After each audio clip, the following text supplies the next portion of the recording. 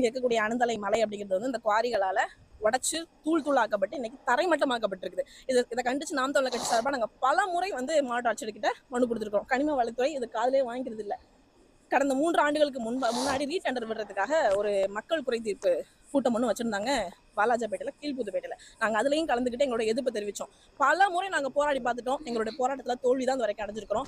இது வரைக்கும் அனந்தலை மலைக்குள்ள அனுமதிக்கப்பட்ட குவாரிகள் எத்தனை இயங்கிட்டு இருக்கு, அனுமதி இல்லாம குவாரிகள் எத்தனை இயங்கிட்டு இருக்கு, இந்த ஒரு கேள்விக்கு பதில் சொல்ல மாட்டேங்கிறாங்க. இந்த ஒரு கேள்விக்கு இத்தனை அனுமதிக்கப்பட்ட குவாரிகள் இருக்கு, இத்தனை அனுமதிக்கப்படாத குவாரிகள் இருக்குன்னு சொல்ல மாட்டேங்கிறாங்க. ஆமா, ஆர்டிஐ போட்டிருக்கோம், பல முறை போட்டிருக்கோம், மேல்முறையீடு செஞ்சிருக்கிறோம், பதில் இல்லை. அப்ப நீங்க ஒரு விஷயம் நல்லா தெரிஞ்சுக்கணும். இங்க இருக்கக்கூடிய அமைச்சர் ஆர் காந்தி அவர் வந்து துணிநூல்துறை அமைச்சர் கிடையாது. அவர் வந்து கனிம வளத்துறை வந்து தன்னை கண்காணிக்காம இருக்கிறதுக்கு கண்காணிச்சுட்டு இருக்கக்கூடிய ஒரு அமைச்சர். அவர் நீங்க விகடன்ல படிச்சிருப்பீங்க. கனிம வளத்துறை அமைச்சர், கனிம வளத்துறை அலுவலகத்துல வந்து கேமராக்கள் பொருத்தி அவங்க இவரை வந்து கண்காணிக்காம இருக்கிறாங்களா